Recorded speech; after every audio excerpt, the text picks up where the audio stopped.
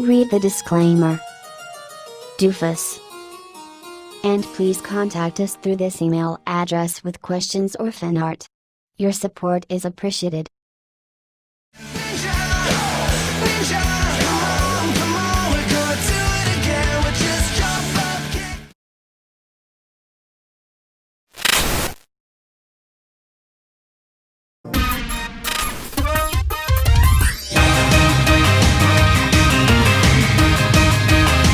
So, third-party transformers. Whether you love them or hate them, you can't deny that they are an intriguing subject of debate within the fandom. Now then, for those of you who don't know, a third-party figure is basically a figure that's not legally sanctioned by Hasbro or Takara, so kind of illegal, but they don't call it by the actual character name, so it's fine, I guess. The reason I say they're intriguing is because, well, they're willing to do a lot of things that Hasbro and Takara aren't. I do not choose to collect third-party figures, mostly because those are expensive as all hell. However, whether or not you support them, Hasbro is going to shut them down.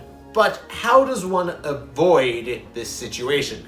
How does someone make a third-party company of transforming figures without the ever-looming threat of Hasbro and Takara? The answer to that is quite simple. Make a line of toys that ain't based on Hasbro's properties. Salutations, denizens of the internet. I'm Firebite27, and let us commence our analysis of 52 Toys Beast Box 10 Space Anthem. Uchu Kida! We'll start off in the box mode because, well, I said so. Also, Maya's going to be playing a bigger role in these reviews from now on, so I'll let her do some of the talking now. Thank you. Speaking of the box, before we go any further, let's talk about the packaging. The lads at 52 Toys have gone through several phases in terms of packaging design. First, they started out packing figures in tiny cuboids. Yeah, and then they moved on to using this sort of more stacked design. And to be brutally honest, between the three packaging designs, I prefer this one the most. And that's because it both has room for the accessories, but at the same time, it doesn't take up shelf space like the newer boxes. And let's be completely clear here. This is a box mode, not a cube mode. This is not a perfect cube. But even though it's not a cube, it looks close enough from basically every conceivable angle.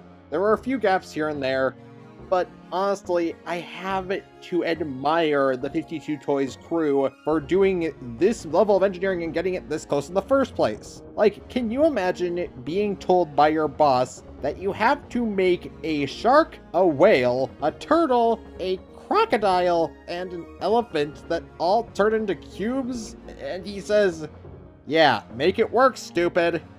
That's nuts. And I just have to clap my hands in their honor. Returning focus to the figure itself, it only has two accessories. There's only one that is relevant to this mode. The box charger, which is basically a storage container. And like most storage containers, stacking them is strangely satisfying. Nice. Honestly, I think the boxes were a great inclusion. Mostly because they up the vibe that these figures possess of being updated versions of the cassette cons from G1. Of course, many modern media outlets have tried to update the cassettes, but I think that this is the closest that we've come to recapturing that original idea. And that's even including the Siege renditions, although those kinda stank. What I'm trying to say is that it's much easier for me to imagine a Soundwave carrying around a bunch of tiny cubes in his chest and launching those out than it is for me to just imagine him launching out rectangular prisms, or, I don't know, canned tuna fish. And call me crazy, but I honestly think these are like the collectible gimmicks from Kamen Rider, like the Progrise keys. Not just that they become little robotic helpers for the hero, but in a pinch, if the hero needs to transform into the Kamen Rider, he can just plug them in order to access that form. So, like an all-in-one gimmick toy. Now let's finally talk about the figure itself.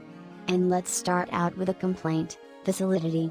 Now, when you design a transformer, even a non-transformer's transformer, is that both modes need to be held together with some mechanisms. Whether it's tabs, bags, or panels wrapping around a part, all of the parts lock into place. And for the most part, this figure has accomplished a level of solidity that most modern masterpieces would kill for. And it is therefore baffling that the wings and the feet do not really tab in. Well, the wings do tab in, they just don't do it well. When Earthrise Skylynx's wings tab in better than yours, you know you've done goofed. In terms of size, the cube is 2 inches, by 2 inches, by 2 inches.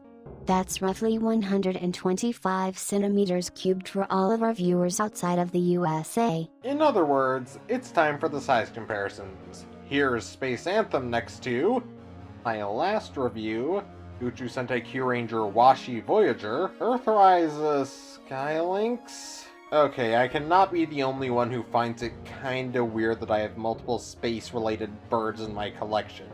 Is it like a secret sub-collection addiction that I have? The Spider Beast Box Darknet, a standard Qtama, a standard can of sparkling water, and a Fraudside. Now then, before we proceed with the transformation as we usually do, I'd like to clarify that due to this line's obscurity, I am going to do a separate video in which I make instructions on how to transform each of the Beast Box figures I collect. I know this is incredibly out of character for me, but I'd rather you have the instructions rather than try and do it on your own. You're welcome.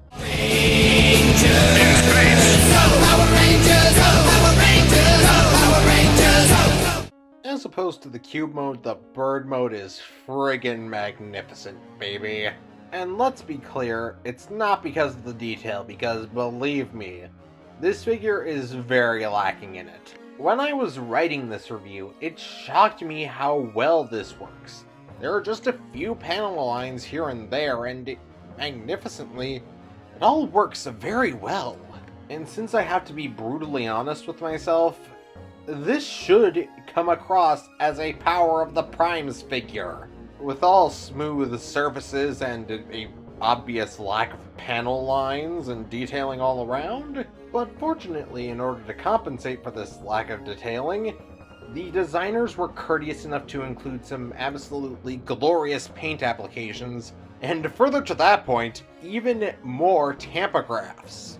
Every essential detail that isn't covered with the paint or panel lines is compensated for with a healthy dose of Tampographs, such as my favorite, the caution label on the left wing, which reads, "Caution, sharp metal wings." It's also got a spacey, sparkly pattern on the other wing. The additional feathers picked out in orange are also magnificent, even if the box mode makes them look like the eyes of some monster from a Minecraft mod. The back of each wing also sports a vent and a cable, which just adds to the whole entire space vibe that this thing has going on for it. It's just unfortunate that the silver coloring of these Tampographs basically drowns out your ability to see them right now. The right wing also has a tampograph for the logo of the Beast Box Universe's version of NASA, the BBSA, or Boobsaw. But Maya and Byte both fail to comprehend that this acronym stood for Beast Box Space Anthem. Firebyte forgot to mention this in the script because he is a f***ing nincompoop who can't comprehend basic details like this. And I'm mentioning this now because I am extremely clever, and not because I'm an obnoxious twat who touts around these little things and is completely unreflective of any member of Byte's audience. Stop holding up the review, jerkface. This logo is also visible on the back. And the chest has a tampo that reads, "Open." Gotta love it when a figure has a tattoo of its conversion sequence printed onto the chest. Indeedy. Now let's talk about the articulation. 2 of the 3 tail feathers are on 2 hinges, one for angling the feathers up or down, and one for splaying them out to the sides. The middle tail feather can only be angled up or down. Legs are on a ball joint at the hips, allowing a gorgeous split. Knees for crouching ankles are on a ball joint that allows you to get a little articulation from them, and the toes present a forward bend, but we have yet to find a use for them. The wings are at a hinge from the shoulder to splay out, and I should clarify that I have no idea if birds even have shoulders. And now I think Bide wants to gush over the system of hinges that connect the portion of the wings closest to the body. Why yes, I do. The segment of the wings closest to the body sports a series of hinge joints that act like an accordion. Depending on how far you folded in the joint, the feathers in the middle segment of the wing will extend to that degree. And you know what? It's really cool! These are the kinds of automorph gimmicks I live for. Not because it makes the process of transforming the figure easier, but the posing is much more varied because of it. You can have the wing in almost any position and communicate how in flight it is through the additional feathers. And the best part is that it just feels so organic. This is like the equivalent of the lazy eyebrow reviewer finding, I don't know, some breaks molded into a figure. Or the stop-motion reviewer finding ankle tilts on a Legends class figure.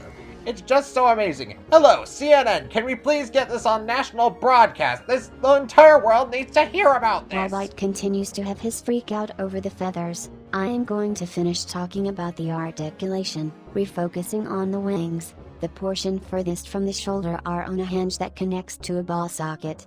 And while the choice to make some joints from translucent blue plastic might be concerning to some, they seem incredibly solid, and moving right to the head. The neck is on a ball joint, the feathers on the back of the head can go up and down like a cockatoo, and the beak can open and close. And now that I'm done, I think Bite is almost done ranting. If Hasbro includes this simple gimmick on all future Transformers releases, it could result in Nelson Mandela being cloned and thusly Bionicle being revived. And I have suddenly forgotten what point I was trying to make here. Oh right, he has another accessory, this little perch he can perch on. In order to get this birdie mounted on its perch, you're gonna need to use the little peg holes in its feet. These holes are littered all around the figures, and are used in other releases for weaponry. And by some unholy fluke, they are backwards compatible with the nubs used for siege blast effects. So, if you want to shove the figures onto any of your siege and Earthrise figures, I mean, you can, but I wouldn't recommend it. Also, you can get them into this really adorable perching position. I didn't know you could do that until I watched TJ Omega's review of the figure. Space Anthem also gets slightly taller when you transform him, so in other words, size comparisons time. Here's a Space Anthem in bird mode next to Earthrise Skylynx, Darknet in spider mode, a standard Qtama, a standard can of sparkling water, and Fraudside. Before now, I did not see the appeal in collecting figures that were not created by Hasbro or Takara. But seeing these in a video by Theo Adams, I was of course tempted, no, intrigued by their concept. But like many third-party Transformers, I was of course put off by their price, and well, the fact that they weren't readily available on Amazon at the time. But now that I have collected at least 3 figures of this type, I can say with full confidence that I get the appeal. The materials feel better, the articulation is better, and overall, it's just something new that I haven't seen before in my life. And the best part is that it won't be shut down by Hasbro because, well, technically, they aren't infringing on their copyright. Hasbro does not own a monopoly on the concept of a reconfigurable figure. And literally, the only other thing I really want to complain about is, well, the fact that the eyes are solid gold and not 2 colors. I mean, I know that's part of the astronaut aesthetic, but it's not very distinct. So, does Space Anthem deserve a perch in your collection? Yep, he certainly does. Or, rather, any of the Beastbox figures. I have 3 so far, and aside from the Xenomorph, they're all really, really good. He definitely earns his score of a 9.5 out of 10. If it weren't for the price, I would definitely recommend this wholeheartedly. But the only drawback I can even bear to mention is the price. No, wait, full stop here, people. Hey guys, it's Bite from about a week in the future as of my initial recordings for this video. And first of all, you will notice that I am back in my regular location in my house. And second of all, you will also probably notice the air conditioning is running. I'm sorry about that. I've tried my best to mitigate the noise it's making, but that's not really going so well. But even so, I do feel obligated to make some amendments here. I would not recommend purchasing these specific products through Amazon or eBay. Granted, they might provide good, fast, and even free shipping in the case of Amazon, but you're going to be paying about 50% or double for these same figures. So go to BBTS. I know the shipping might not be free, but it's going to cost you a lot less in the long run to purchase through BBTS than it is Amazon and eBay. They're definitely worth the purchase, though I wouldn't recommend purchasing them on Amazon. I'd suggest going to Big Bad Toy Store first to see if the ones that you want are there. And the best part about it is, even if you weren't the biggest fan of the figure that you got, each one of them comes with a little catalog of the other Beast boxes and the Mega boxes, sort of the licensed characters. And you open it up, and oh look, here's a list of every single one of their releases. Though it's mostly repaints and retools, but they are really good, every single one of them. At least all the ones that I've gotten, again, except for the Xenomorph. I'm not the biggest fan of that one. They've got everything you could ever want, including this little ape here called Jojo and a dinosaur called... Wait, what's his name?